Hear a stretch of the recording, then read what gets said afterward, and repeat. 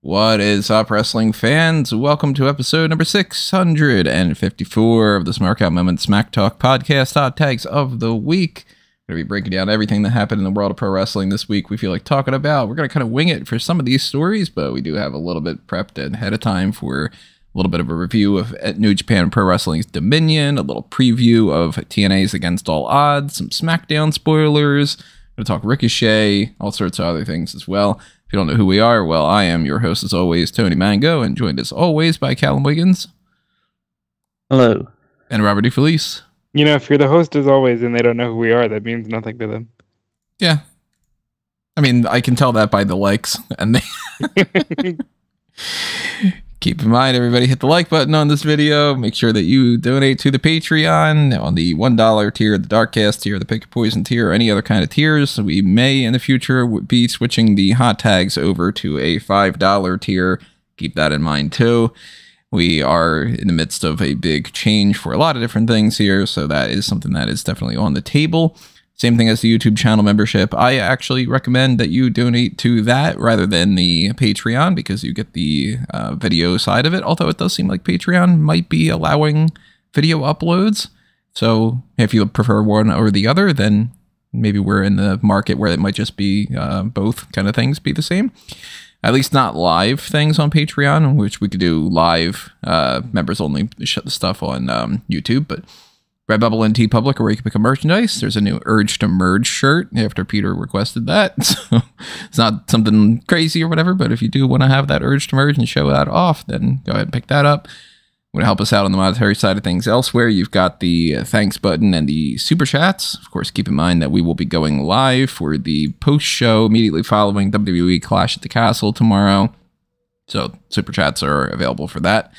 And make sure that you have your email alerts set up for that and everything else ready to go. Also keep in mind the Discord server that we have for you to chat it up during the pay-per-views and stuff. It seems like that has a little bit more attention than the Facebook group, but if you are on Facebook, go to the group / the Megamaniacs, and we always still have over things over there. And outside of the Clash of Castle stuff and all that things we're going to get into tomorrow, let's get into these hot tags. Now, I said before that we are in some ways kind of winging it with some of these stories. I'm going to be checking out SmackDown spoilers while we're doing this, so you're going to hear me doing a little clickety-clack of typing things out. Apologize for that. But we have lots of little stories. We have some big stories, and I think we should probably start with probably the oldest one of this, which is New Japan's Dominion show. I did not check it out. Did you guys, though? I did not. Bits and pieces. For the most part, I watched like a solid chunk of it. What do you guys think? Anything crazy happen? Any kind of big momentum switches over, the pendulum swing one way or another or something? We had talked a little bit about who was going to win the tag team titles, and it does appear that TMDK are now the strong openweight tag team champions as well as the IWGP heavyweight tag team champions. I think that's pretty cool. They're a hard-working duo, and they're mighty and they don't kneel. I prefer the Mangoes don't kneel. Much better fantasy league team. Yeah, most I mean, of the things. Oh, go ahead. I mean, there wasn't anything like groundbreaking on the show, but I don't think anybody really expected it going in. The Great-O-Khan won the worthless King of Pro Wrestling Championship by winning a Storm Catch Rules match against Yu Uemura, even though Uemura's gimmick is that he's a better catch wrestler than Great-O-Khan, so that was fine. The never openweight 6-man tag title switched hands, so Yosuji finally has a belt, but it's just a 6-man belt instead. We love it. From retained, Takagi retained. Well, that technically they drew that match. He did retain the title, but it was a draw. And then you had the Moxley Evil match. I could believably say that it was somewhat fun, but that he tried to drag out something good out of this match, even though there was like tons of interference constantly and like cheap shots and weapons and low blows and all that other bullshit, but at least Jon Moxley retained, and then after he retained, Tetsuya Naito came out and challenged him for Forbidden Door, so the match that I expected to happen at Forbidden Door is happening at Forbidden Door, and what I expect to happen is that Naito beats Moxley, so he goes into the G1 as the champion. And then El Desperado won the Best of Super Juniors tournament final against Taiji Ishimori, so he'll get the next opportunity at Show, and the title, I imagine they'll probably do a switch to Desperado because he's the more popular of the two. And it means that they can hopefully kickstart the demolition of House of Torture as an act, because I think it's about time they started putting that in motion. But yeah, as a show, you know, it was fine. There were some good matches, some nothing matches, and nothing happening like in terms of like you know, a couple of title changes, but mainly the kind of lesser titles outside of the tag titles. But they don't really care about the tag titles in general anyway. But yeah, the most interesting thing was the announcement that the G1 Climax format is going back to 2 blocks of 10 wrestlers, but they're going to do qualifying matches for the 10th spot in the match. And they're also doing like some more convoluted stuff at the end where the winners of the blocks will go into semi-final matches again. But then there's also a pre-semi-final match between the people that finish 2nd and 3rd place in the blocks. They face each other, and then they face the winner of the block, and then the 2 block winners face each other. Way too convoluted. Wait, what? So essentially what will happen is that the top 3 people in the block, the 2nd and 3rd place finishers, will face each other. Then the winner of that match will face the block winner, and then the 2 block winners will face each other. So I kind of preferred it when it was just, you know, there's 2 block winners and then they just face each other in the final. That's kind of simple, but I guess they're just dragging it out a little bit longer to make up for the fact that... How long has it been since it's just been that? About 3 years now. But, you know, that's probably about the last time New Japan was good as well. So freaking pandemic. But yeah, and they're going to announce the participants at their show on the 16th of June. So we'll know in the next couple of days who's going to be in the G1 Climax and whether it'll have any AEW involvement, any CMLL involvement, or it'll just be pure New Japan wrestlers doing it. Any other thoughts on New Japan's recent status in Dominion, Rob? Well, I think this one will parlay into the next thing. Just to take it back to the tag team championship match, Hikuleo lost, and it's believed that he's wrapped up with New Japan. And WWE recently trademarked Talla Tonga. Yeah, so it's either Talla Tonga or Talla Tonga. It's Talla Tonga. I'm not saying Talla Tonga. But it is Talla Tonga because he's the tallest Tonga. Yeah, he definitely is the tallest Tonga. I understand that, but I'm hoping that it's like Tao, like Pow, and just come on, we're really reaching here if we're going Talla Tonga. I mean, this is the same company that decided that having a guy called Tungaloa instead of Tongaloa is too confusing for the WWE fan base to differentiate between the two of them. So, you know, you need to have them both.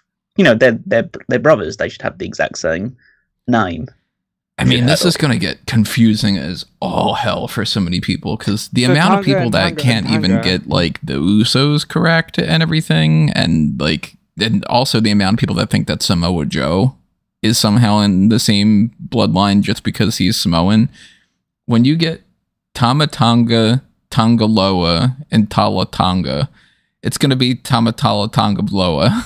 And when Jacob Fatu comes in and he's, I don't know, Fatu Tonga, then Fata Tonga.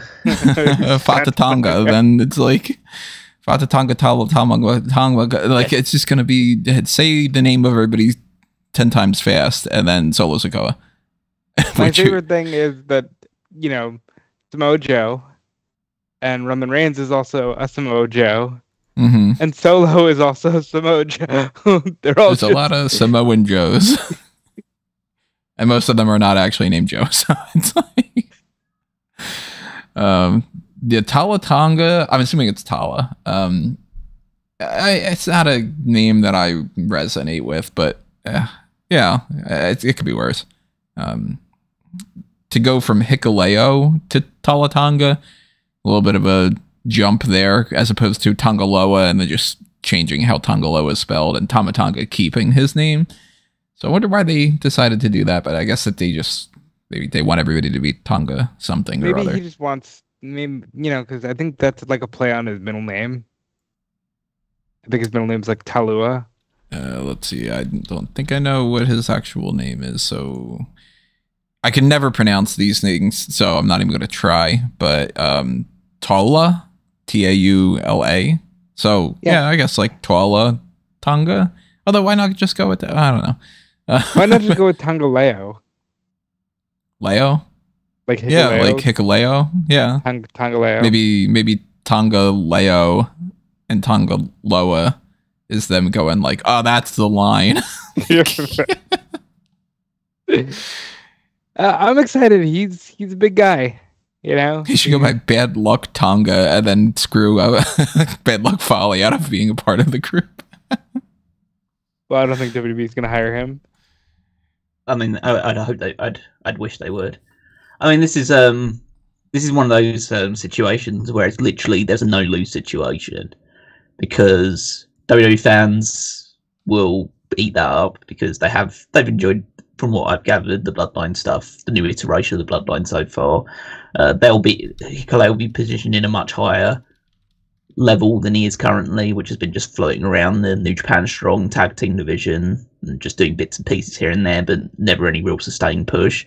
And pretty much, I'd say close to 100% of New Japan fans will be happy to see the back of Hikuleo in the same way they were happy to see the back of both Tama Tonga and Tongaloa. So literally nobody loses in this situation. Well, like, what do you think happened with Tama Tonga? Because like people did like him at one point. He was just stale. He'd been there for 12 years. Yeah, but I mean, yeah, but like there was nothing just wrong. Like it's not like with Tongaloa where you just immediately pull up the clips of him. Oh yeah, well Tongaloa had suffered like serious injuries and was absolutely crap, but he's somehow found some motivation again. Funnily, how that works when you get paid. But yeah, I mean, it's just a case of Tama Tonga was there way too long and was kind of positioned too high up for his station. Really, he was too good and too popular to keep in the lower card, but not good enough to ever be elevated towards the main event scene. So he was kind of always stuck in that like middle ground, which is fine. Like it's a slot for somebody, but I think all parties were probably happy to freshen things up a little bit.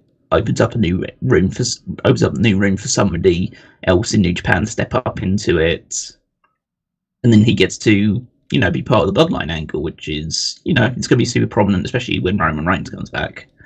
So yeah, as I say, this was an entirely no lose situation. WWE fans are happy, New Japan fans are happy, the wrestlers themselves are happy. So nothing's gone wrong in this entire transaction. I'm browsing the SmackDown results at the moment to see if there is something with Talla Tonga or whatever. It doesn't seem like that's the case. And for the most part, this seems like a fucking boring, worthless show. So, we'll get into some of this as I'm still reading some of it along, but I'm like halfway through reading this report from Cage Side Seats. Shout out to them. And it is seeming like every single bullet point is basically a video package was shown, or a vignette was shown, or a backstage segment happened, or whatever. Almost nothing is happening. There's a Grayson Waller effect that like leads nowhere. Did it set up anything? It seems like they just did the whole, we want to have a title match, and then they're like, not here in Scotland. But that maybe they are teasing a little bit of like with the way that it's like, hey, we used to be partners, Austin Theory and Johnny Gargano. There does seem to be some stuff with Legado del Fantasma that's happening on here, and that's another trademark, is Los Garza, which I don't even see the point in bothering to do that if they don't want to fully commit to them actually having their full names, Angel Garza and Alberto Carrillo, which that is another thing with the whole Tonga thing, is like, they're both named Umberto. So there's Umberto Garza and Umberto Carrillo. Garza. And then it's yeah. So that's another thing. But they are Los Garza, it seems, going forward. But even then, it's like a thing with like Apollo Crews losing to Santos Escobar, and yeah. That's quite interesting in the sense that they're trademarking that name, considering that reports are circulating that neither of them are yet to sign a new contract. Yeah, but I think contracts expire in the summer. I think that this is proof that they're probably not going anywhere. Because I think Los Garza is some kind of takeoff of a faction that they had elsewhere. And honestly, it seems like they're just going back to... You remember in NXT, Tony, when they were having those weird dreams about their grandfather? Oh, God. They're gonna, with the if they do that again. I think it's a take on that. Just in name alone, that's what it feels like to me. It's not something that I feel like if you just give them a new name, that's going to like completely revitalize them. So, I mean, the Los Lotharios thing, they don't do that gimmick anymore, so you can't really go with that. And Los Garza, sure. But they never really gave a separate side thing for Joaquin Wilde and Cruz del Toro, so I don't know if they really need to necessarily have to have a separate thing for Legado del Fantasma's tag team either. I think it's just probably something to appease them, since they do work well together and they are cousins. More importantly, the dull point of this, and I did see this floating around, that this involves Baron Corbin. Like, yeah, it seems like he's back, and that they are having him feud with Legado alongside Apollo Crews, which... Why? Spoiler alert for an article that is currently pending on What Culture right now that I wrote up of over 20 people that are struggling on the roster right now. Both Apollo Crews and Baron Corbin are on that list, and now that I know that this is happening, I might have to switch up a little bit of the article, but I had written down that like Corbin has been missing for a while. He said he was on vacation, and like he's probably just going to be set up to be the next person that loses to Legado del Fantasma. And then Apollo Crews is like, hey, he's just there to lose. And it's like, oh, okay, well, it's what, bum ass Baron Corbin and Apollo lose? Is there a new tag team or something? Yeah, this doesn't seem like it's anything that like... I'll get into some of these spoilers right now. We're like going along here. If anybody doesn't want to know, that you're not missing anything. It seems like Naomi beats Chelsea Green. They have a lot of segments that are dedicated to just being like, hey, that match is happening tomorrow between Bayley and Piper Niven. The Pride's just like, yeah, we don't like the bloodline. Multiple segments dedicated to this Baron Corbin, Apollo Crews, Legado del Fantasma thing. But nothing that seems out of the ordinary for this. There's recaps about a lot of things. Cody Rhodes cuts a promo. Shayna Baszler and Zoe Stark have a promo. Nia Jax beats Michin. I guess we're going to see more with Solo Sikoa beats Kevin Owens in the main event. And then it just leads to some more attacks of things. Yeah, I'm not coming across anything that seems like this is a can't miss episode of SmackDown, or that anything even happens on this episode that you would even bother to like read. I think there's some kind of there's the face-to-face with AJ and Cody where, they're the AEW reference, and it doesn't work for me, but I know that there are just some people who immediately like go, oh, did you hear that? Did you get what he said? Like, so that might work for some people.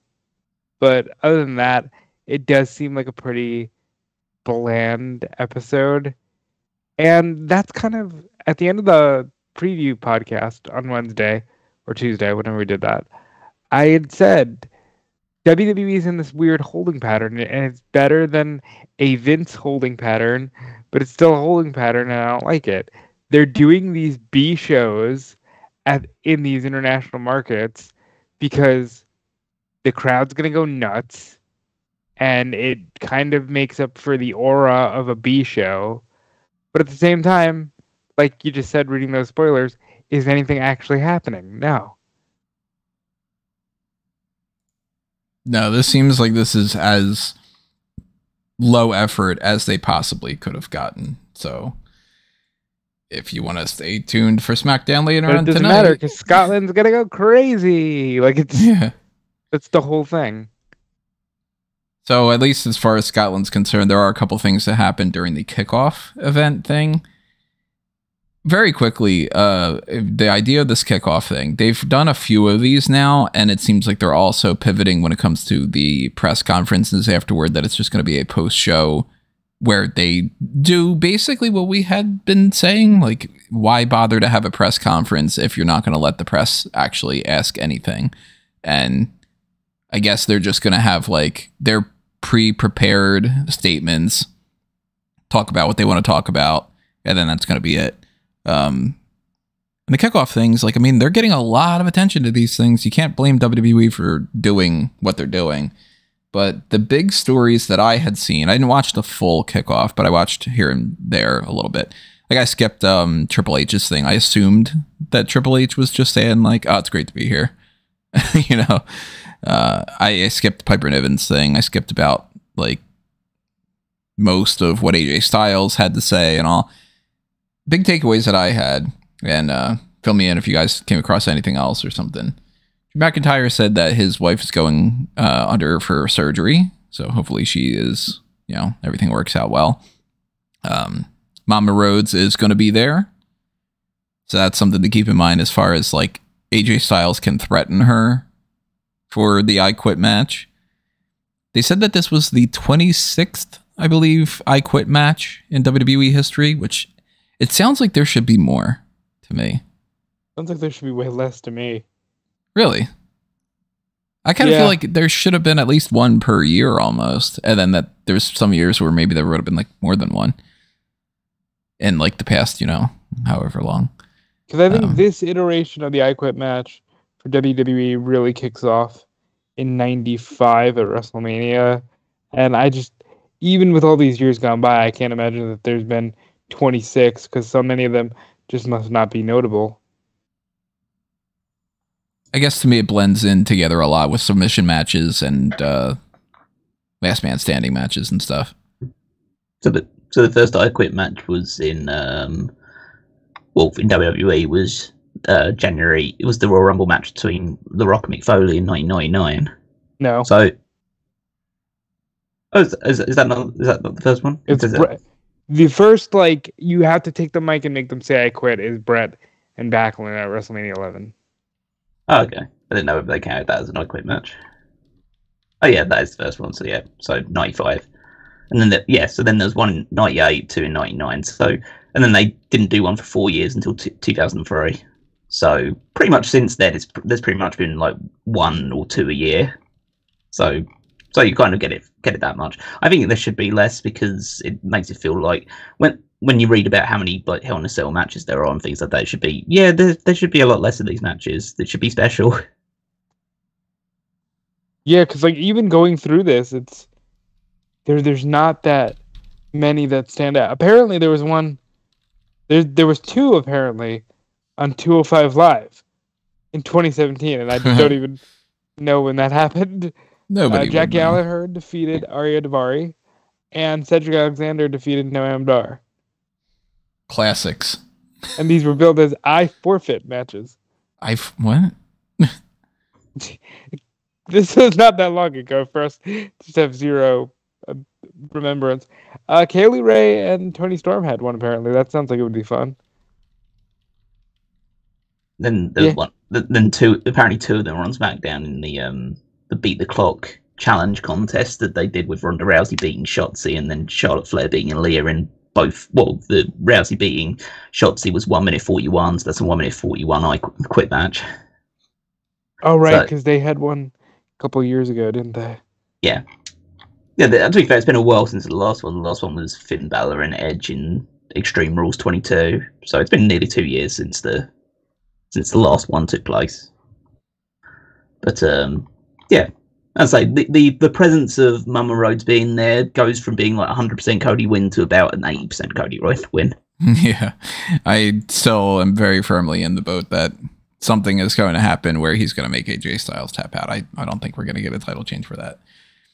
Other things on that kickoff, though, Drew McIntyre teased the return of the Broken Dreams song again. He did that at the last Clash at the Castle. So it's not crazy to be like, whoa, whatever. And that doesn't mean, for anybody that would be wondering too, that means he's going to continue to have it on there. It seems like they're going to probably just use that as like a special little thing. But that's cool. Great theme for that. We know for a fact that Damian Priest is going to get booed like crazy because of the way that the reaction was there. So any question about that is completely out the window. And I like the little reference to going full Homelander again. Haven't watched these past couple episodes of The Boys season 4 yet, but I'm excited to watch that tonight, especially because I don't have to watch SmackDown tonight, so that's even better. Any other like kickoff things you guys were aware of? As far as I'm aware, that's it. I'll be honest, I didn't see this one, but I like these. These aren't really for news purposes. Therefore, look at us. We're in Scotland. Look at how big this crowd is. Look at how crazy this crowd is. It works for what they're trying to do. Yeah, it doesn't seem like it's something that like another can't miss type of a thing, that they don't really announce anything for the most part. So yeah, even then, I don't know who's watching these things other than people that are trying to find out for news. As far as news is concerned, though, a lot of little topics for us to bounce around here. There are some things like The Rock's $7 Productions, I should say, has a first look deal with Disney.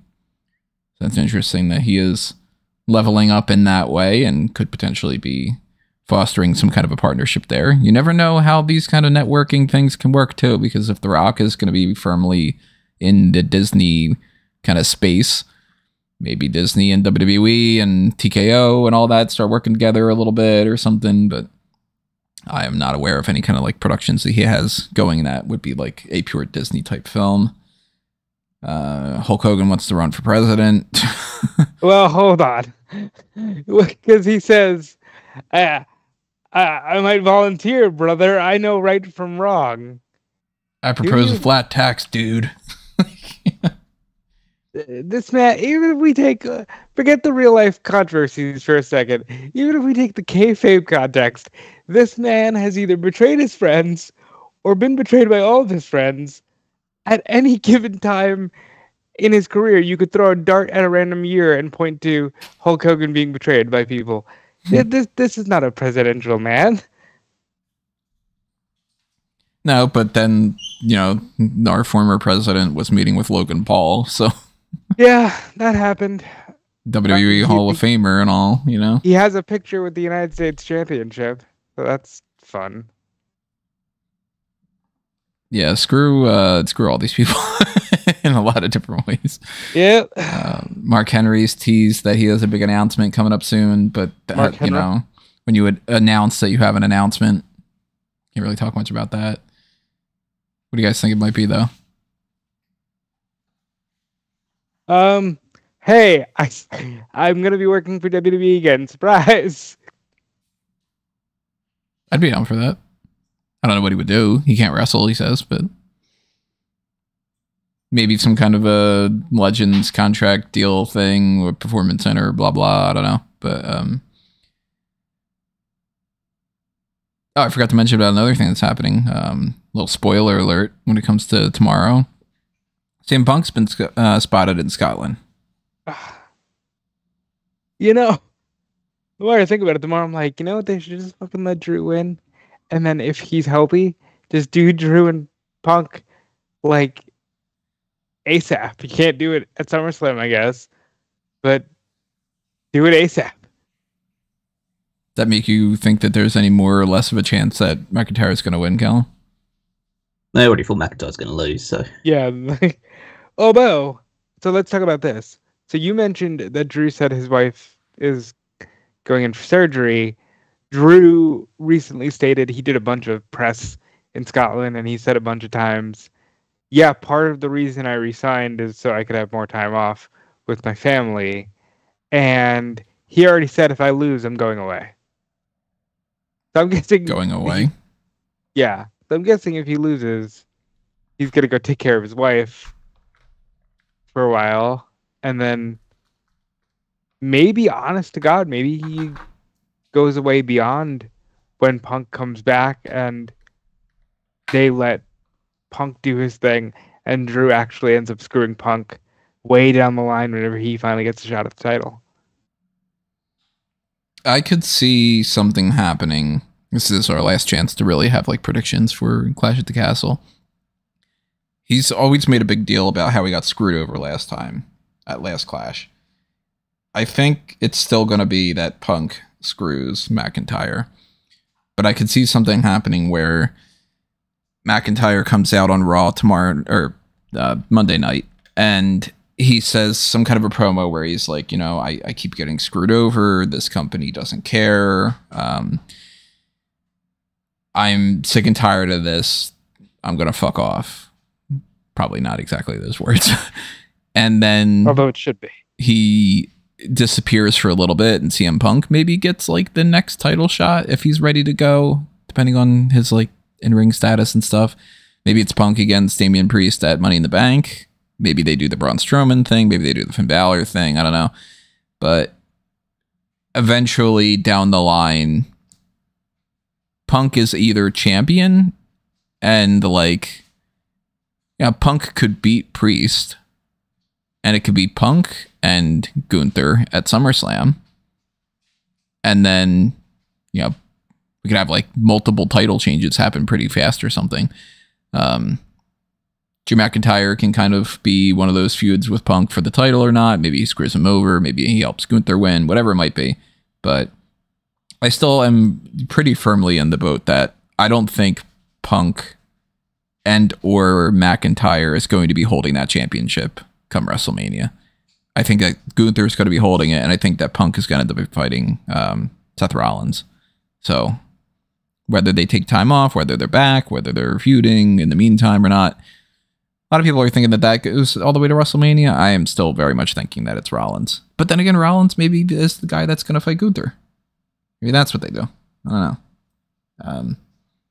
Either way, I'd like to see Punk, McIntyre, and Rollins all back in the fold ASAP, because Damian's trying, but it's clear that they're not even doing anything with Gunther until SummerSlam rolls around, and Priest just feels secondary.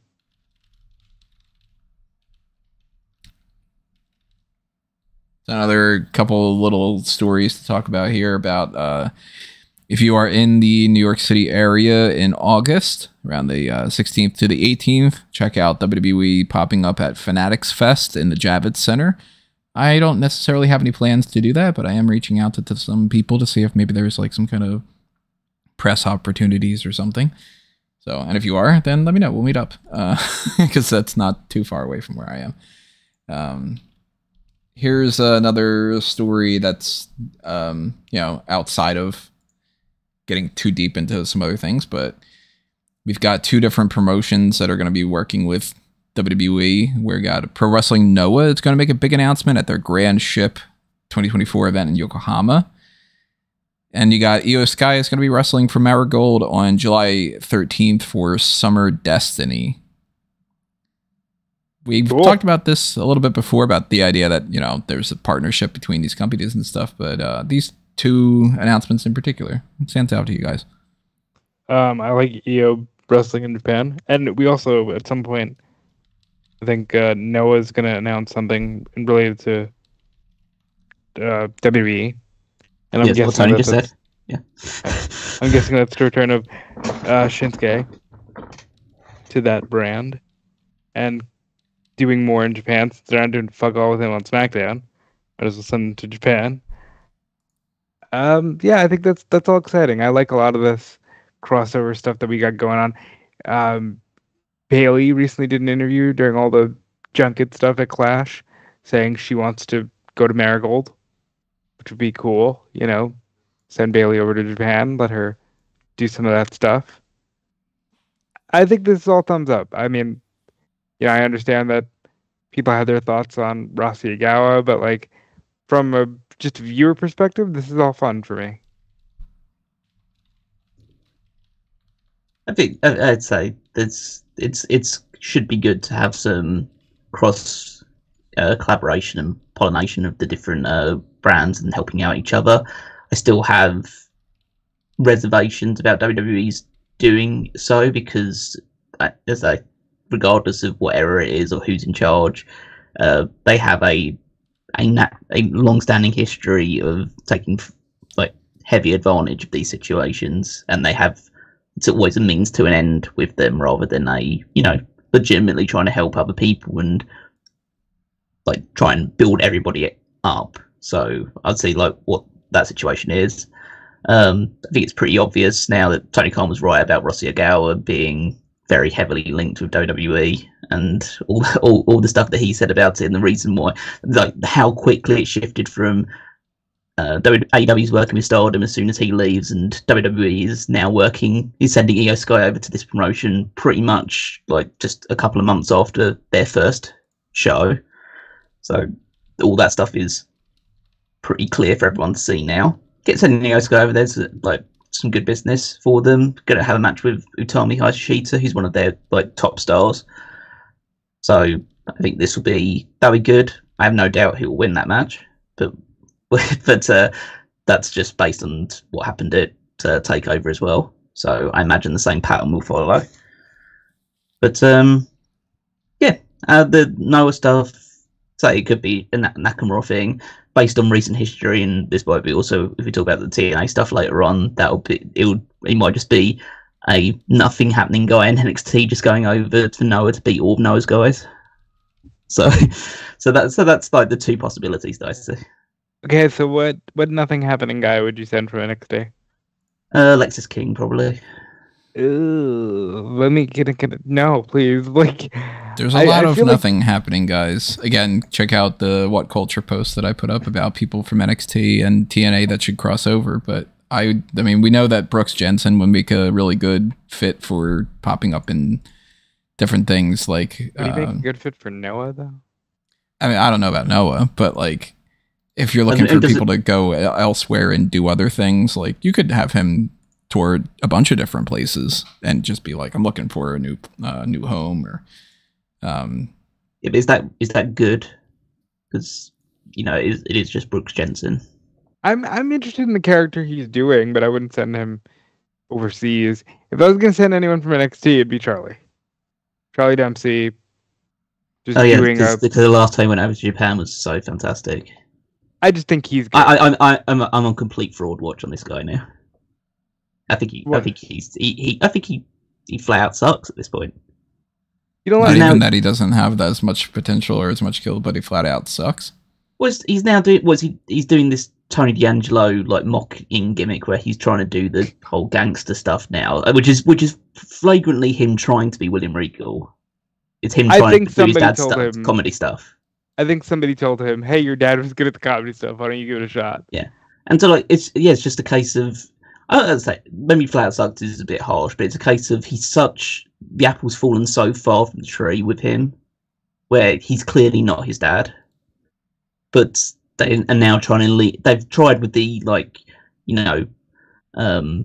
very serious grappling style with him, and that didn't get over. And now they're going with the comedy route, and I guess the jury's out on that one. But I don't think that I'd say that in the group that he's even in, I don't think that he's the one. He's got the highest potential in his group. So, do you think they regret changing Bobby Stevenson's name? No, because they got rid of Gable Steve, so they're probably quite happy about the fact that he's Damon Kemp. They should probably run with him. I'd run with Damon.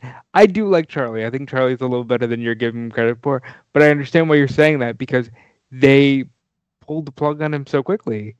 I don't see why they took the Heritage Cup championship off him. It's not like the Heritage Cup is this crazy important thing, or that Tony D really needs a prize in his hand. You know, like, I think they should let him explore a little more. But no, if I had to guess with the Noah thing, I think it's probably Nakamura, and it's Nakamura is going to challenge for the GHC championship or something as like a little boost for them.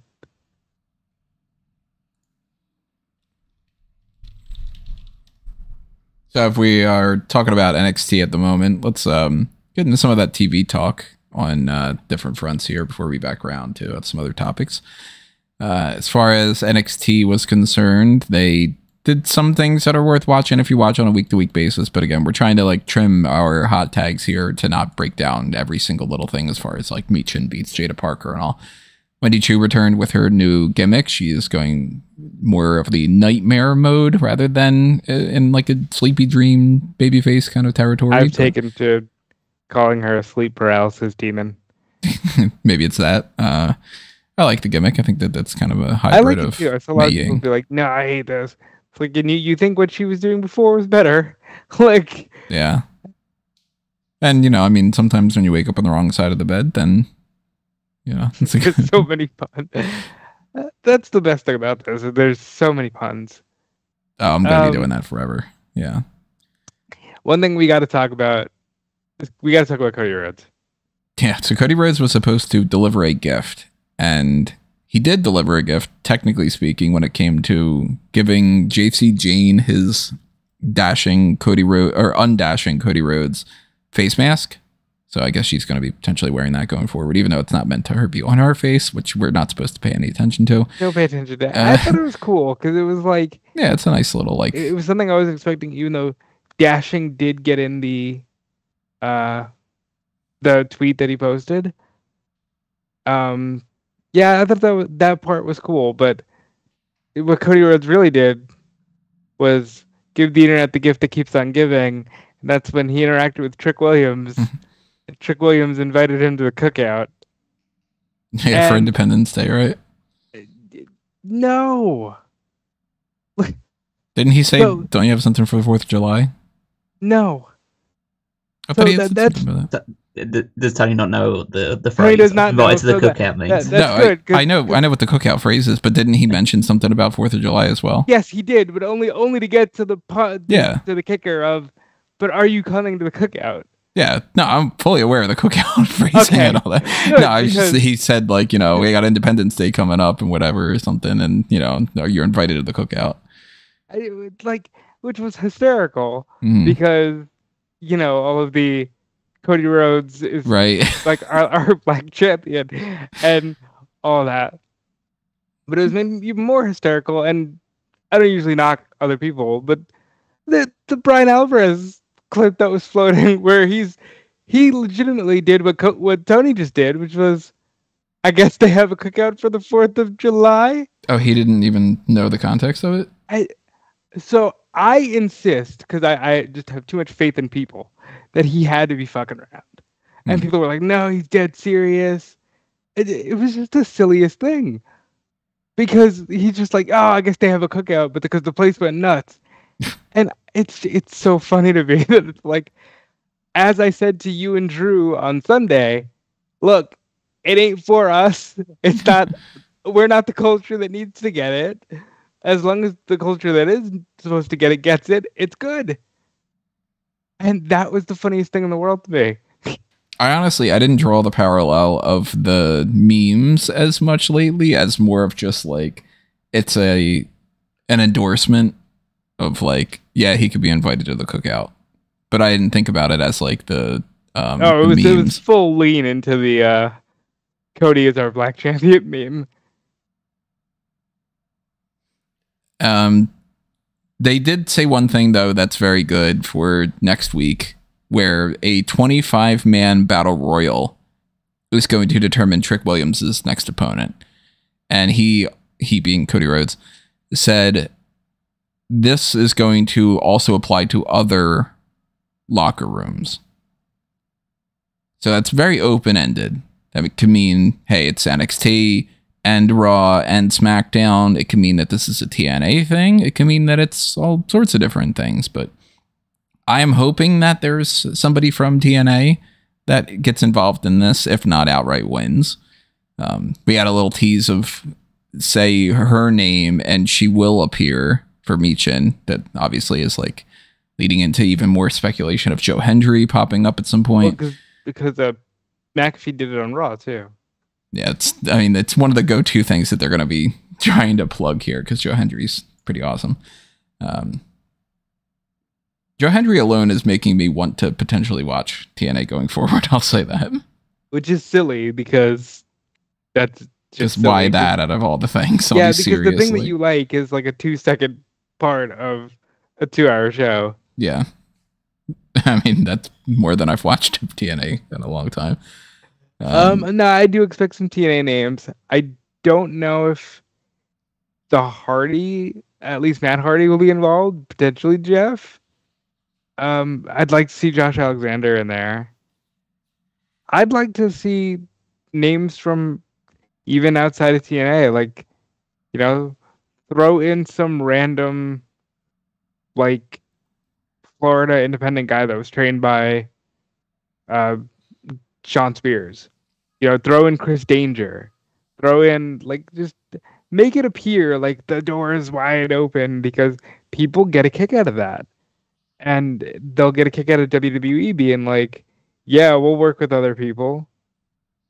So I think they should push it as far as they can. Open up that prohibited portal a little bit, right? Yes. As much as I thought that was pretty cool, and I don't have a prediction quite yet of who I think would end up winning that, because I'm hoping that it's somebody like a Josh Alexander or I mean, I don't know. There's plenty of different options that they can play around with in TNA. Anybody that stand out to you, Callum, as you think it might be Trick's next opponent? I mean, I find it funny that the immediate thought for you is that it has to be someone who's not in NXT. Yeah, it could very well be somebody, like, they could put people from TNA or other locker rooms in here and they lose. Yeah. Yeah, they're saying like the ones that you kind of referenced, just Alexander or something like that. It's like, oh yeah, just definitely nobody from NXT to win this one.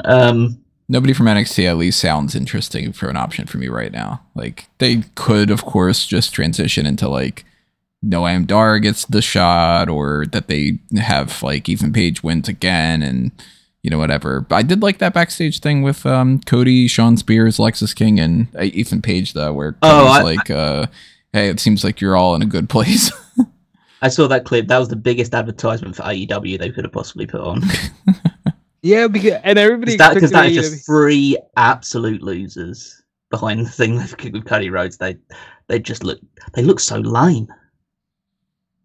It looks awful. I'll say this: if I was going to do that in like a "I'm glad you're all here" kind of way, those aren't the 3 people I would have, gravitated towards. But I do get it.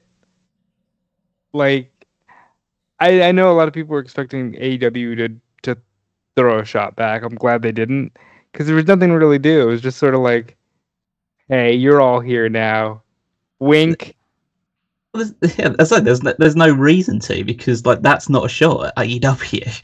If it was intended as a shot for AEW, then it's like, maybe sign someone good from AEW before you do something like that, Rob. Like, the only good guy they've signed from AEW from that list was Cody. The other 3, I don't know if you noticed, they're all just slumming it around in NXT. Then none of them are on the main roster or doing anything worthwhile. Yeah, if I was going to do that, I would have had him go up to Jade, who's tag team champions, but alongside the female face of the company, and been like, it seems like you're in a good place. That would have been a little better. But anybody standing out to you that could win this title shot, Callum? No. Well, he doesn't watch NXT. I feel like they could just give it to Ethan Page again, even if that would be kind of meh. Here's an idea. Bring Ilya Dragunov back to do it, because he's the only guy that can have a good match with Trick Williams. Well, you can't have good matches with Trick. I can see they're giving Javon Evans a lot of love, so I can see him maybe getting it. Because it doesn't necessarily have to be a heat wave, right? Yeah, I don't think that they specified that it is a heat wave, but that's kind of the implication, is that it probably would be, because that is so close to, it's what, July 7th or 8th or something. So more than likely they're going to stretch that out to whatever that is. But yeah, I'd be down for seeing, again, like mostly people from TNA popping up for that. I'd be down to see, like, I don't know, Rhino do that, or like you put in, I don't know a lot of these people, so I can't speak on like John Schuyler or Jack Price or like I don't know. I still haven't seen a single Hammerstone match. But even if it's like Dirty Dango, like yeah, what the hell? Why not? Like yeah, let's play around send with this. Dango back to NXT. Yeah, like just for the fuck of it. Like why not? Alex Hammerstone would be really interesting. Alex Hammerstone would be a fun one. I don't know if he's cleared right now because he hasn't been on TV in a bit. Joe Hendry would also be a good pick, even if it's just for a one-off. There are plenty of people in TNA right now that I wouldn't be interested in seeing this. Like, I'm not going to pop and go crazy if Trent Seven were to win that spot, or like Tommy Dreamer or Macklin or whatever. But yeah, there's options. They can play around with this kind of stuff. Like, I'd be cool with like Santana against Trick. Santana would be fun. So He's lame. had good matches. So lame. So who would you do that isn't lame, man? If it's someone from TNA, Speedball Mike Bailey. That would, he did just say in an interview that he was pretty much signed to NXT, and then they switched their hiring process and kind of reneged. So that would be an interesting one, and he would be an interesting test for Trick Williams. Nick Nemeth would be funny. It'd be funny if he comes in as Nick Nemeth. It seems like he would, because they called Dana Brooke Ash by Elegance. But you say that. Mustafa Ali never got that NXT title shot against... Was it Trick or Dominic that he was supposed to face for the North American title? It was Wes Lee first. Well, he can go back as the X Division champion. Yeah, it all started with I should have a one-on-one match with Wes Lee, which then turned into Dom winning the title, and then a triple threat thing, and then one got injured and one got fired and one whatever, and total mess. But I'll tell you, as much as I'm interested in the 25-man battle royal, I am in the complete opposite spectrum when it comes to Roxanne Perez, because holy shit did they just tank the end of this episode of NXT this week. The main event of the episode was Roxanne cutting a crappy promo about like the same whiny thing about Ava. She's not good as a heel. It's weird to say Roxanne as a heel is worse than Ava as a general manager. And I understand your statement.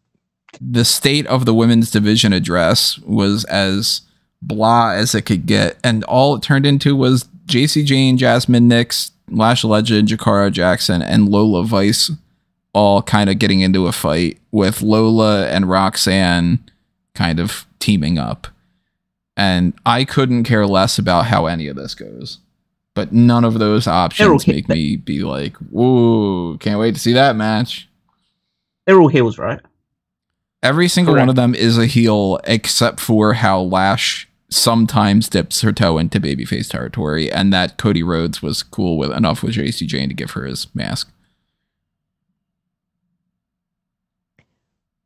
So that's a mess. I think someone in their minds that I think they thought that they were doing some kind of take on AJ Lee's "This division sucks and the talent isn't sexually transmitted" promo from 10 years ago, and this was such a whiff on every level for me, because it's like, okay, cool. Who we bringing out for Roxy? And it's just like, and everybody brawls. Okay. It's not like, what are you going to do? You're going to have her defend her title against every woman on the roster? One of those deals? They didn't set up anything exciting after she competed in a pretty good match at the pay-per-view against Jordan Grace. So it's unfortunate. Kind of feels like they're setting up a fatal four-way and just be like, well, if you can't have quality, let's have quantity. But we'll see about that. It's never a solution. It is sometimes, but it's not a great solution. It's just kind of, if you don't have anything else in mind, do that, and that'll suffice. Which is like, I see a thing here that there's some pitches about reviving the Bad Blood name. Probably for NXT. Seems like October 5th, potentially, and that they might want to have that tie into Hell in a Cell.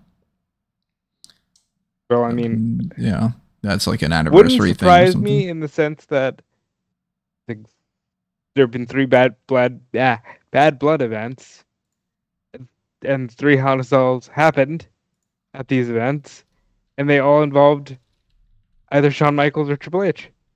So who's booking the show right now? Currently, there isn't anything announced for October, as far as I'm aware. So we can play around with that a little bit and make that the next NXT event or something. But keep our eyes on that. I'm surprised that would be the case, because they made it a point for so long about being like, we can't have the word blood, we can't whatever and stuff. So yeah, but again, what better way era. to hammer home new era? Yeah. Let's get into, let's just talk about these 2 topics together, I guess. Booker T's contract for WWE is expiring soon, and we know that Ricochet is basically out of the company. He was written off television from Monday Night Raw this week with an attack from Braun Breaker, who power slammed him through the windshield and the hood of a car. Yeah.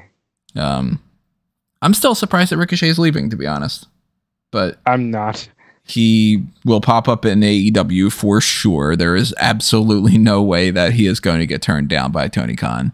I don't think he's signing with AEW, though. I think he's going to do the whole like touring around for a little bit until he settles. I think he should. What were you going to say, Cal? He'll sign with AEW. Right away, though? Yeah. Because he can do all that touring while still being signed with AEW. Yeah, they might. We might even be looking at a position where he signs with AEW and immediately is put in the G1 or something. He ain't going to the G1. I imagine the G1's solidly booked. Yeah. And it starts, I think, before his contract's probably up, because his contract doesn't expire till next month anyway.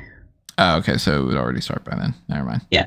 So, yeah, but I think that, I'd say, I think he'll go to certain places. I don't think he'll go back to Dragon Gate, because it's a different leadership team than the one that he was there when he was in his kind of doing his stuff before he came to WWE there. So, but also all those people are now in charge of like GLEAT, so maybe he'll go to GLEAT for a couple of matches. But he'll probably he could do some stuff in Japan. He might do some stuff in the UK, like for Rev Pro or something on those lines. But yeah, the objective is to get him into AEW so he can have at least that match with Will Ospreay, which everyone will want to see. But I think this is a good thing, obviously, because he's a guy that has so much, that never had his potential fully tapped in AEW, in WWE, should I say. So I think that he'll be given more freedom. I think he's more likely to get a serious push, because, as I'm not saying that he'll necessarily like climb up to the main event and win the world title, but I think that's a possibility in AEW where there was zero possibility of that ever happening in WWE. I think fans of Ricochet should be very hold your breath when it comes to what his success in AEW will be. I do think that he is a great pick to be like on that roster and to be in a position where he can succeed in some ways that he hasn't been able to in WWE, but I honestly feel like he is going to fall into the exact same spot that he is in WWE for the most part. Because we've seen that with other people. Malachi Black, Andrade, Claudio, for the most part. People that are main eventers, they do tend to be main eventers. People who are in that mid-card range, very few of them suddenly, oh, it's a big fish, small pond type of thing. AEW is not a small pond anymore. And look at how long it took Swerve to make it to that level. He did, which is great, but Keith Lee didn't. And, you know, somebody like a Pac, for instance, being in, you know, the actual small pond, still wasn't able to reach that level. I don't think Ricochet is going to be making these world championship runs and stuff, but I think that we can probably assume that by the mid-range of 2025 that he's probably going to be holding either the TNT title or the international title or the continental title. I think Ricochet could easily be a international champion in AEW. I think he could absolutely be a TNA World Champion. I think he could absolutely be a GCW World Champion. I think he could basically take the X Division for the next 5 years if he wanted to. That's why I'm not totally like, yeah, sign with AEW right away. Because there's a lot of places where I think he can get some good play.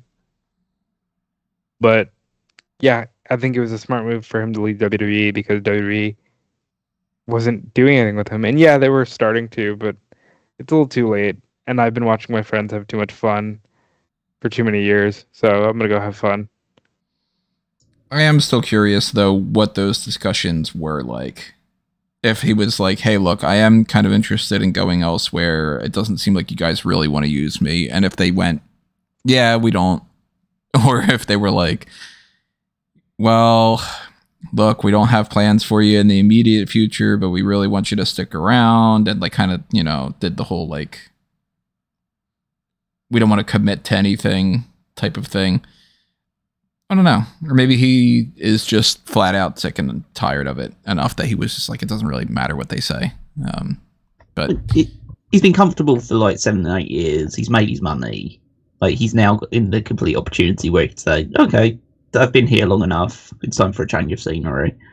And he's never been anyone to complain about his sport or his position. He's always just done his job to the best of his ability. And I think the biggest advantage for his eventual AEW run will be that he hasn't really exerted himself too much in WWE. Like he's not done the sort of matches that he was doing on the independent circuit in WWE that often. Probably early on in NXT he was doing those types of matches, but then when he came onto the main roster, he wasn't taking as many risks. He wasn't doing like 630s in every match and dives over the ring post and like massive like corkscrew dives out of the ring. He was, he'd do things that he can do in his sleep, like a standing shooting star or like a moonsault off the top rope or whatever. Like those sort of things come easy to a guy like Ricochet.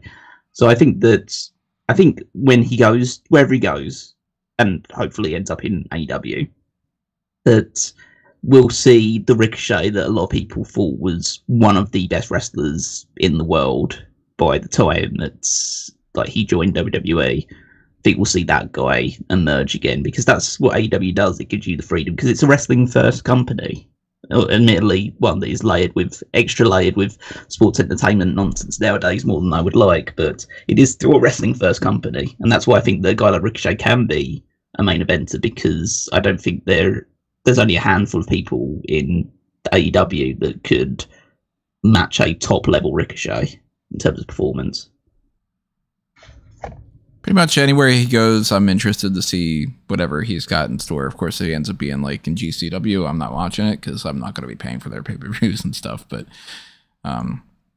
yeah, I want most people to stick around in WWE because I am more of a WWE fan than anything else. But some people, they've wrestled pretty much everybody at this point, and I don't know how many more people I would be interested in seeing Ricochet fight that he hasn't already in WWE. So cool. He fought Dragunov. He fought Braun. You know, he's done some other stuff here and there. Did he ever fight Rollins? I'm sure he has at some point. Never really had like that big of a, you know, thing, but yeah, it's not like I'm like, oh man, we never got that Odyssey Jones match, you know. That man is getting paid. Odyssey Jones is making more to do less than I do in a week. It seems. I don't know what he's up to. In a week? Try in like at least 6 months. No, I mean, I do more in a week than what it seems like he's been doing. Oh, yeah, that's probably true. But then I don't know, maybe he's up to something else. I don't know. Maybe he has been like training like crazy. But yeah, Booker T, I am expecting him to just sign a new contract. What about you guys? Yeah, that seems likely. Yeah, I mean, I would say that like AEW would, after AEW's what they went through with Mark Henry, I think they would be out of their mind to try and offer Booker T a deal. Now, to be fair, Booker's a little more entertaining than Mark Henry. He sucks. He's an awful commentator, and he's always buried the company in his podcast. So they should steer clear. Well, yeah, in that sense, no, they wouldn't want to go with him.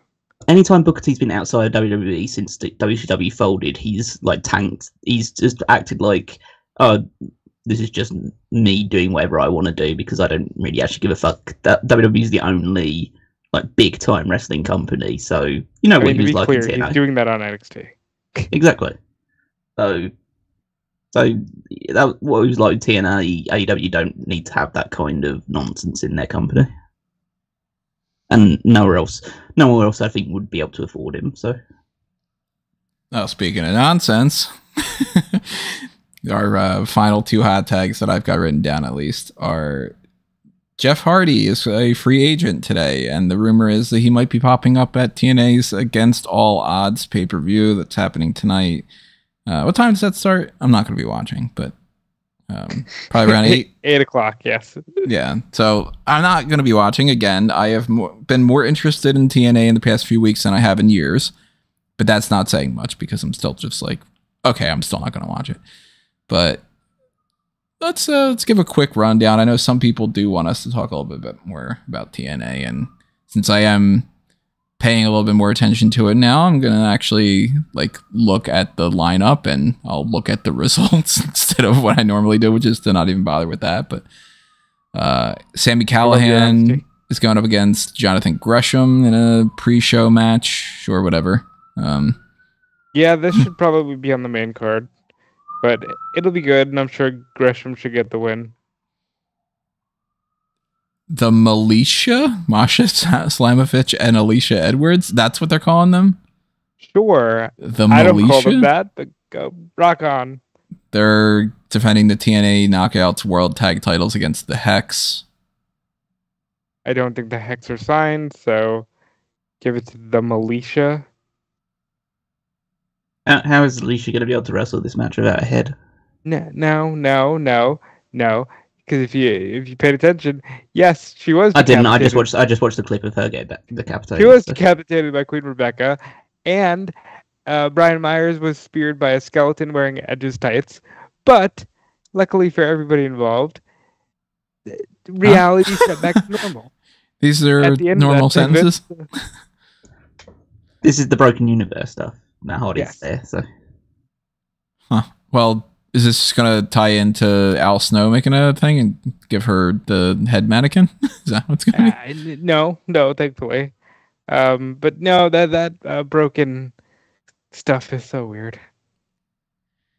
Eric Young and Josh Alexander are going up against Ace Austin and Chris Bay. I know nothing about this either.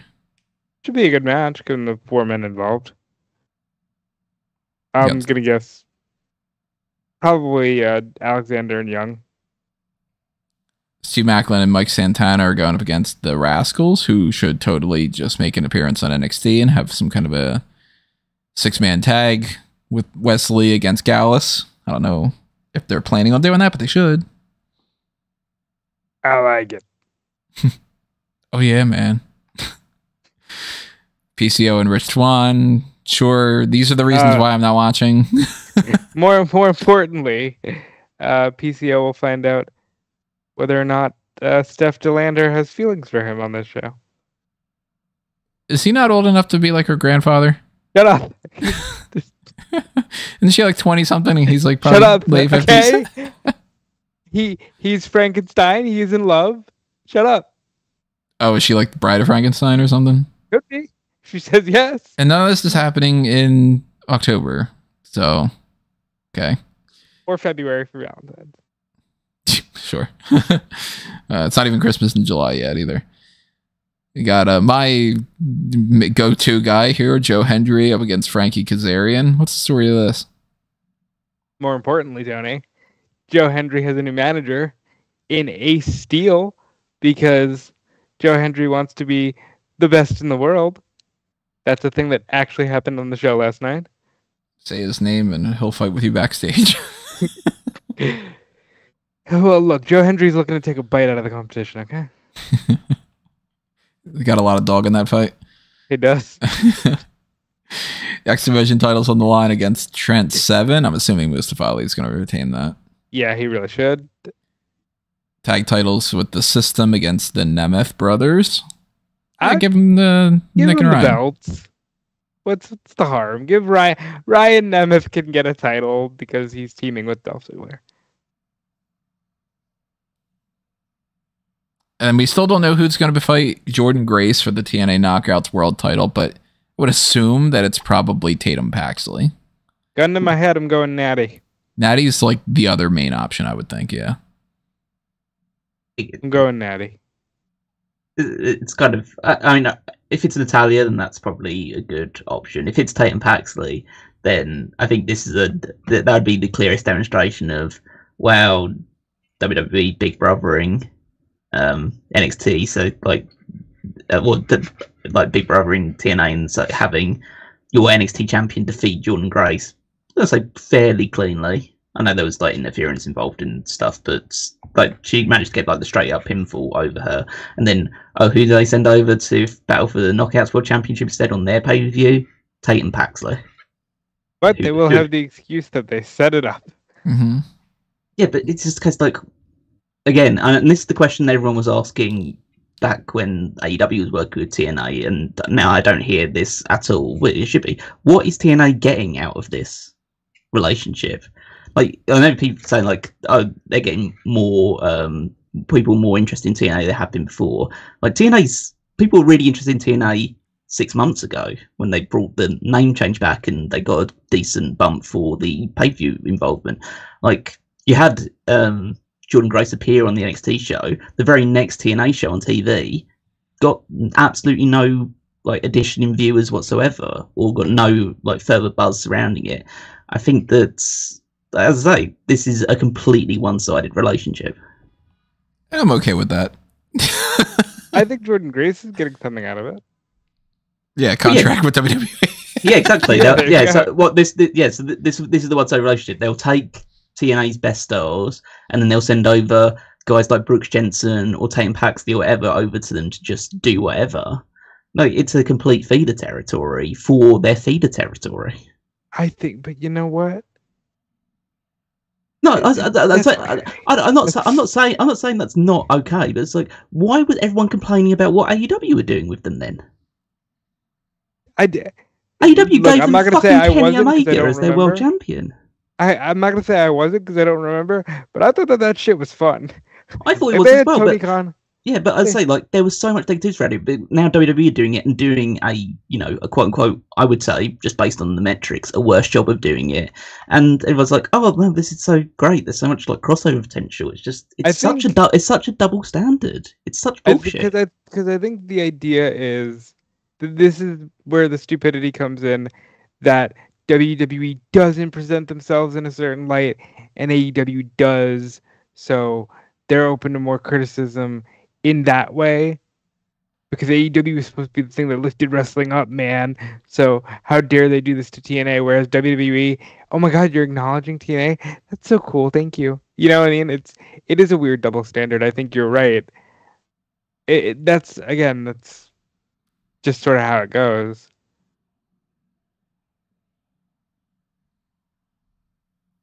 I'm totally down for the urge to merge. So to me, it's like, well, sure, if this speeds up the process, let's get some of the good people from TNA and WWE, and that's it. Speed it up a long process, though. Like, you've made the joke several times that people have said, TNA's dead, like for 12 years, you know. So TNA has done a very good job of hanging on, and if their stars can get something from WWE, and WWE gets a feeder system to a feeder system, I've seen worse outcomes. And the one last, I think we're all going with Jordan Grace is just going to retain. Moose is going up against Broken Matt Hardy for the world title, Broken Rules match. And this is where a lot of people are assuming that Jeff Hardy's going to be popping up there. Makes perfect sense if they've been doing a lot of this kind of stuff. And I'm assuming that Moose is probably going to retain. You know, no. If Jeff Hardy's showing up, Matt Hardy's winning. Yeah.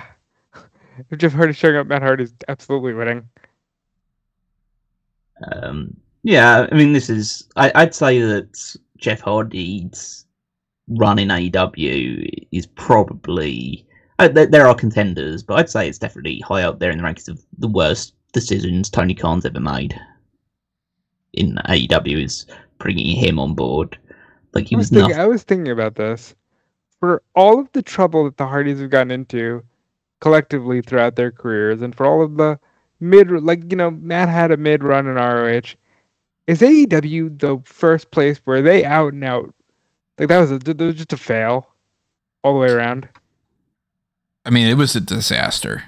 Like, is there anything that either of them did in AEW that's good? Jeff Hardy danced while his brother was dying a slow death. I thought that was pretty funny. I mean, I'm kind of less like overly critical of Matt Hardy's AEW run as you are. I thought that there was some good stuff in the opening few months of him joining. I thought that the initial, before this whole Hardy family office became way too cumbersome and useless, the original big money Matt stuff that he was having the rivalry with Hangman Page and trying to get his signature and his manipulation of Private Party I thought that was good. From that point on, it kind of fell apart as soon as his body started to break down and he just couldn't wrestle at the level that he used to be able to. Jeff Hardy came in pretty much like physically incapable from the get-go. Their matches were bad. Even the Young Bucks couldn't carry them to a good match on the one pay-per-view they had a match together.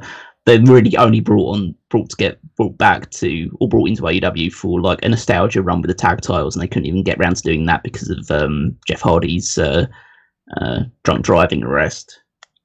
So yeah, it was just all round a bad decision to bring Jeff Hardy on board. Matt, I think, offered at least a little bit of value in certain places, but Jeff was just an all-round bad decision.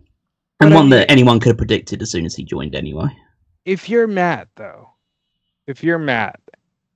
are you not just frustrated with how some of that went? Because he came in as hey, look, he's going to headline Double or Nothing alongside the Elite. And I'm not saying he expected to be at that level for the entire time, but it fell apart in ways that I don't think anyone could have seen coming. He's always been even in his prime, he was a mid-level guy in WWE. His peak came with the broken stuff in TNA. He's nearly 50 years old. What was he expecting that he was going to get on TV every single week? Jericho gets it, but he's Chris Jericho. There's different levels to this.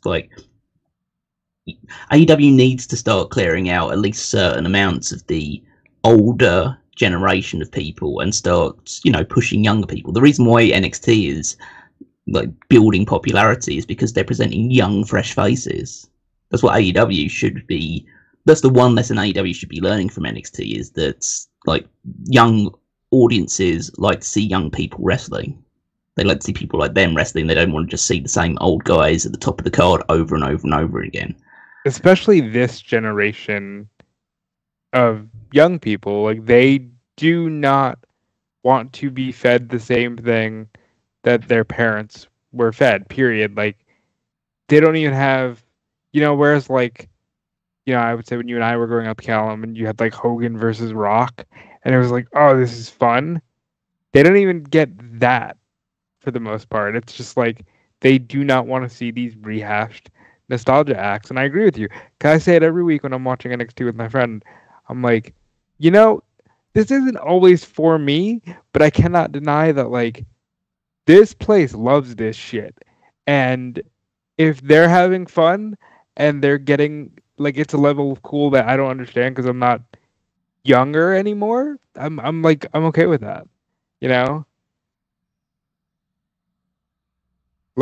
I look at Sexy Red doing videos with Shawn Michaels, and I'm all right, I don't get it, but the people who are supposed to are going nuts. So that means they're doing something right. Which, by the way, she got arrested, I guess. Yeah, right before that.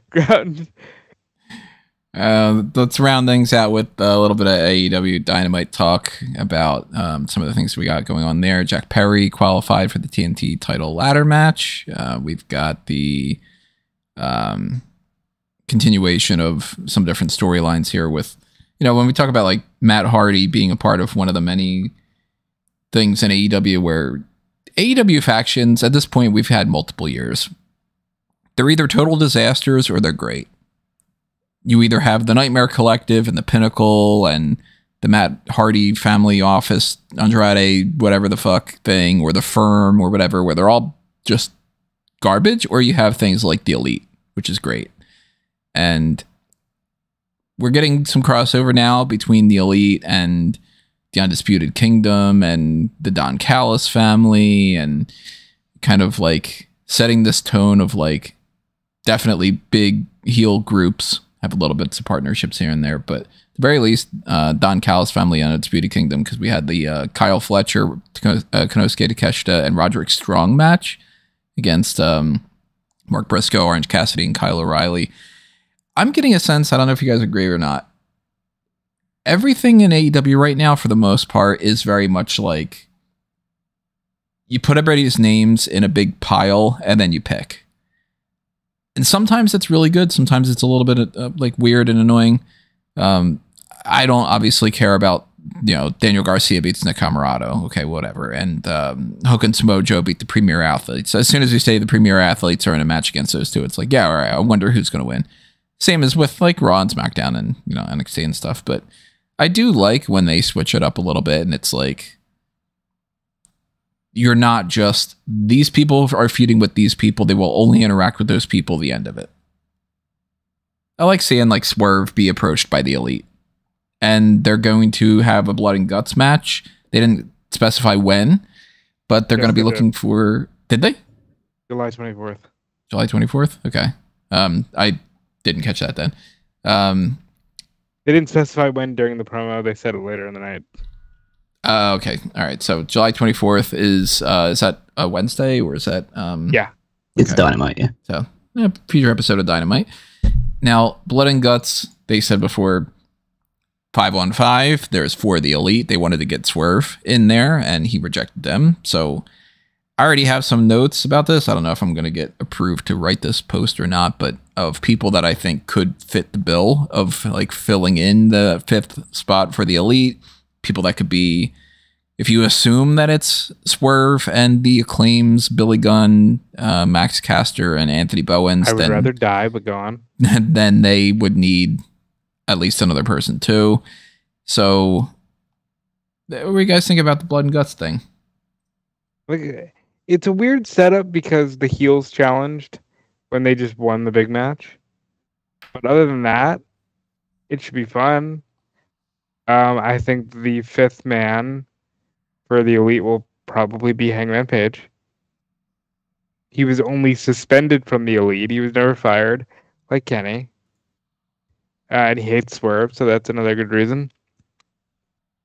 On Swerve's side of things, I can see getting Daniel Garcia in there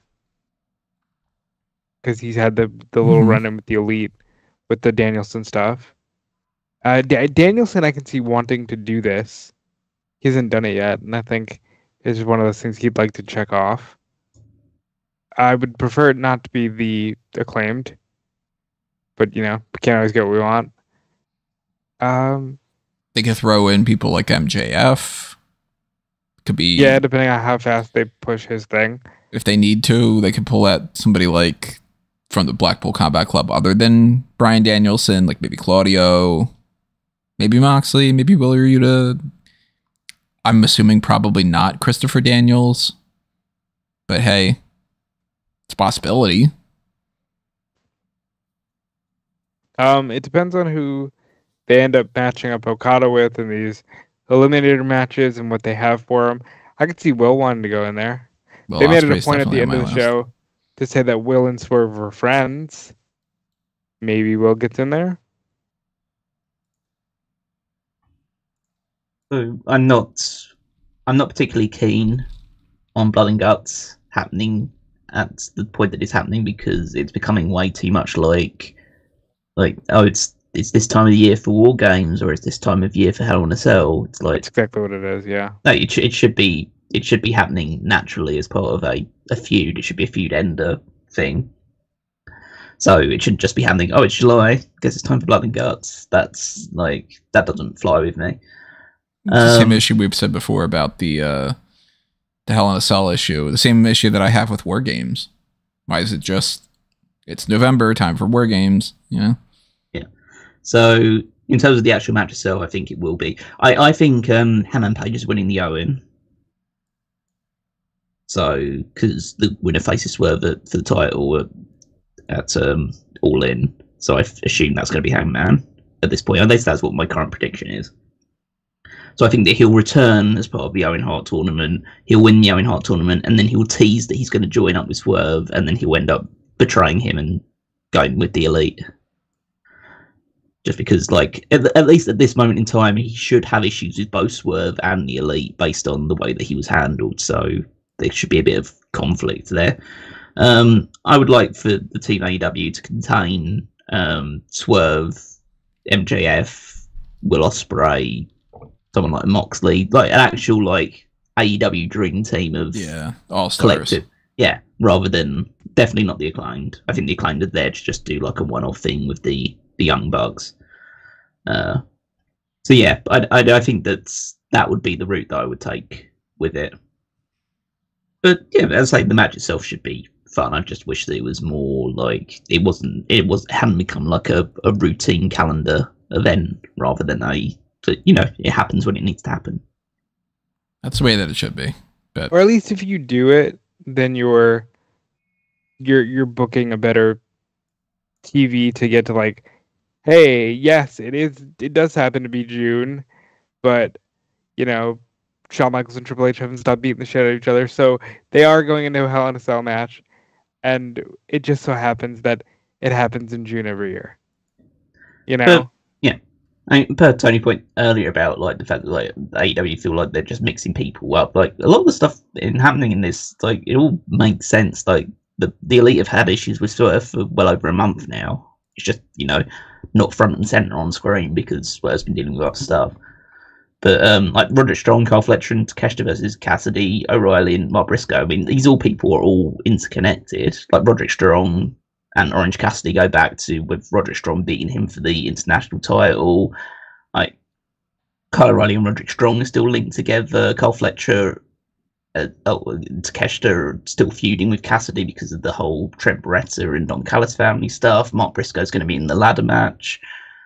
So I think that they involve it. I think the most interesting thing about that match was Carl Fletcher pinning Mark Briscoe. Oh, I just assumed they were like, oh, we need to do something to give ourselves a main event of Ring of Honor Death Before Dishonor. Yeah, so it's going to be, I assume it's going to be a title unification match for the TV title and the world title. It's like another title unification thing. There are a lot of those. It's the right only now, thing that people are doing these days. Well, people complain about, but it's like it's happening way more frequently lately. Well, people complain. All people complain about is that with AEW and WWE in a lot of places that they have too many title belts. How else are you going to do it without doing title unification? You do eventually matches? need to merge some of these things.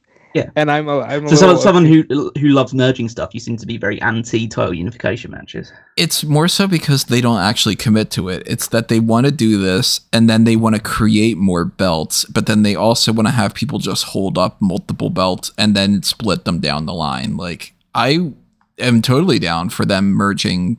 I've been saying for the longest time that I don't like the idea of ROH having, I don't like any TV titles, but to me, why are there both the pure title and the TV title? To me, it should just be like, they're different belts because, look, maybe this is heresy from somebody that's not a Ring of Honor fan.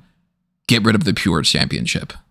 Well, they did for a long time, actually. And don't have it to where it's like, that's a whole championship that has to be defended on whatever. Just make it to where some matches, whether it's for any title, can be pure ROH rules or whatever. Same as I don't like the Heritage Cup in NXT. I've never liked the Heritage Cup. I'm like, nah, this is just awful. So I was down for them to have one set of tag titles in WWE. And I think that it's kind of ridiculous that there's 3 mid-card titles in AEW for the men. You don't even necessarily need 2, but 2 is enough. You don't need a third one. Okada needed a belt, damn it. Yeah, get rid of the TNT one then. It's... No, I get what you're saying. I'm being serious. Like, I get what you're saying. There are a lot of belts right now. When they do things like have Roman hold 2 championships and refer to it as 1, but it's still technically 2, you're not actually merging anything. And when you have the Continental Championship, it's 3 belts, but then we're going to lose them all in a couple months or something. You didn't actually merge it. You just said, I don't want to put these belts on anybody else. We have so many talented people that everybody's like, oh, you're not doing enough with this person. And we have so many belts. But let's not make the obvious thing of, okay, well then spread the wealth. Let's just double or triple up on the same people. And admittedly, they were 3 different promotions titles on one guy. Yeah, that one I can understand more so. But then he didn't need to create the Continental Championship either. So he could have just had that for the International or something. It created a belt just to have an extra 3rd mid-card belt and merge it with those. And then not merge it. And now we've got, hey, it's just Okada's belt. But look, there's something to be said about the visual, because Bang Bang Gang's holding 6 title belts right now. 9. You know? They're all the 1 belt, but like they like having the multiple championships. I think they just like that visual. But no, I've been saying this a lot. I know it's probably a bad thing to say, whatever, but I don't like the way Ring of Honor is used, and I keep going, if anybody else owned this company other than Tony Khan, there would be almost no press for it. If it was running exactly the same way, there'd be almost no press, because Ring of Honor is not doing anything. Mark Briscoe, who should be Mr. Ring of Honor, couldn't even get on AEW when, the Briscoe brothers were still a tag team. It hasn't even been on Ring of Honor since he won the belt, or maybe once or twice. It's very frustrating, but I do understand that, we'll do Kyle Fletcher versus Mark Briscoe. I don't know if they're going to merge the belts, but I do think it'll be champion versus champion for the world title. And I just wish that there was more to Ring of Honor.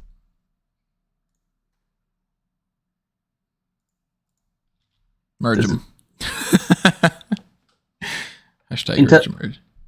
In terms of other stuff on the show, so they announced that both Shingo Takagi and Pac are going to be part of the Owen tournament. So that's very cool. That's good. Get to add Shingo Takagi in there to a bit of like crossover stuff with New Japan.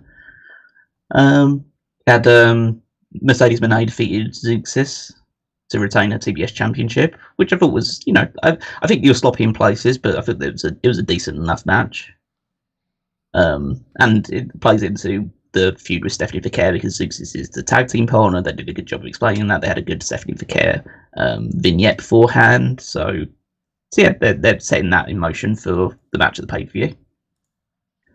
The TV time segment, which was, bad, but that's just what I think everything Jericho's doing is fine outside of the actual like talk show segment stuff. I don't think you need to have a talk show segment. But how are they going to get this TV time? I know that's the whole point of it, really. But they're going to be feuding with Private Party now, so that's something. Yeah, can't say I'm really interested in that. No. And then the Will Ospreay Ray Phoenix match was awesome, as you'd expect it to be. Those two involved, like just doing a lot of crazy stuff and callbacks to their match they had in PWG about 8 years ago. But yeah, that's like. And then they did these Ospreay hitting the Swerve Stomp and then getting each other's face at the end of it. Swerve saying that Ospreay's lacking that killer instinct. Ospreay holding both title belts on his shoulders to get that kind of visual. And then Swerve just saying, not into a microphone, but just as the camera was close to him, saying that if you weren't my friend, you'd be in the ground right now. I think that they're telling a good story of like, okay, these guys get on, but they're not going to hold anything back for their title match. So yeah, I think that the title match is setting up really well for Forbidden Door. But and yeah, now the card's starting to shape up a little bit. It should be interesting how things turn up. But yeah, it was a decent show. You excited for MJF against Roosh next week? I mean, yeah, that should be based on the exchanges they've had so far, where they're just like brawling around the building. It should be pretty violent. And we know that Roosh can get pretty violent with some of his matches. I mean, I feel very sorry for the guy that he just destroyed on this show. Yeah, poor guy. But yeah, I think that they've announced that like the whole match will be like commercial free. So they've done all that stuff. Essentially, this is MJF flexing saying, yeah, I need to have the first segment on this show because that has the biggest lead in, and then I will, and commercial free as well. So I get like sustained viewership from this one as well. He plays a very strong political game. He could be president, brother. But yeah, I think that there was a couple of other bits and pieces announced for next week. They're going to do like a contract signing between Tony Storm and Mina Shirakawa, and they're doing the Bucks versus the Acclaimed, and then Okada's having a match against a mystery opponent, like a Continental Championship eliminator. So yeah, I'm happy that, because they had gone through a period where they weren't really announcing a lot of stuff for the next Dynamite or the next shows in advance. But so yeah, it's good that they are now getting back into the habit of saying, okay, here's what's coming up. And there's some interesting things announced for Collision. I believe, is it Grizzled Young Vets are going to be on Collision? Or was that that was actually part? No, it's MXN. Mason Mansour are going to be on Collision. Have they confirmed? Has the company confirmed that? I know Sean reported it. I believe it was reported that they're going to be. Yeah, Sean reported that they're going to be there. Yeah. So that could be interesting, just giving them a bit of a one-off match. The Collision seems to be the place where they do that sort of thing with, like they had like Dynamite Kid, Tommy Billington on a couple of weeks ago. But they have had Grizzled Young Veterans on Collision beforehand as well. So they kind of like, that's the place where, okay, this is where some guy or some girl will show up who's we've not really seen much of before, and they get kind of a audition on the show. Yeah, Lady Frost was on last week and cut a big promo afterwards, and I'm like, this is a really good promo from this lady that would otherwise not really care about. And I've always liked Collision. I think it's a very fun show. On Saturday nights, you got the Bang Bang Gang against the House of Black. Should be fun. You've got Deanna and Thunder Rosa, no DQ. I'm hoping there's a dentist in the house. Isaac Yankum, right? Yeah, definitely. That's exactly what I was referring to. I'm looking forward to Collision. And Shooter's on this week's episode of Rampage, and I wonder if Shooter's going to be the guy to challenge Okada, just as like a fun one-off. Alrighty, well, we have Clash at the Castle coming up tomorrow with the afternoon breakdown of whenever that's going to happen, followed by the post-show immediately following that. I'm assuming somewhere around 3 to 5 p.m. Actually, no, it's not going to be 3 because it's starting at 2. So probably like 5 to 6 p.m. Yeah. They'll start at 2. Technically, they start at noon, but it's going to be 2 hours of them talking and absolutely accomplishing nothing. So I don't even know if I'm going to bother to watch that. But the usual setup for that, make sure you have your email alerts set up and stuff. Make sure that you leave your comments below here on YouTube, or if you're listening elsewhere, chat it up in whatever fashion you want to on all those different types of platforms like Discord or Facebook or Twitter or whatever it might be. Keep in mind that we have all that marketplace stuff. The more support that you guys give us, the more likely we are to stick around, and we're, things that we can do for you, the better things that we can do, the more likely we are to keep the hot tags not being on the Darkcast here, so on and so forth. Future Darkcast episode coming. I don't know what it's going to be yet, but if you have any suggestions or ideas, let me know about that too. Check out fanboysanonymous.com for anything that's happening on that front, which is currently on the back burner, but I'm hoping to get some stuff going with that.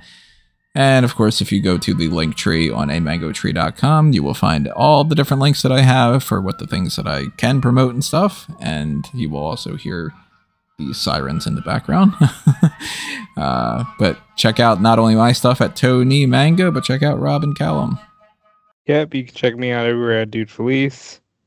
You should be staying tuned to my social medias for anything I've got coming in the next few weeks. And you should check out what Callum has going on, including the Fantasy League, which I'm winning. Yep, you can check me out on Twitter at Weekmaster14. You can read the power rankings over on Saturday over on smarkamo.com to see how I'm ranking the WWE superstars based on their prior week's performances. And yes, the Fantasy League. So that will be influenced by the results and our predictions for Clash at the Castle. So that will influence like who can like make trades and who gets to maybe get some bonus points or some like to double a couple of their wrestlers' points as well. So yeah, check that out and follow along who's doing well, who's picking up points, who's leading the way. I'd say Rob is leading the way for now, but there's still obviously a very long way to go before WrestleMania. So follow that along over at www.fantasyleague.com. Okay, everybody. That'll do us in for episode number 654. And we will be hanging around tomorrow with Clash to Castle. We'll see you then. But for now, this has been another Smark Out moment, and we are being counted out.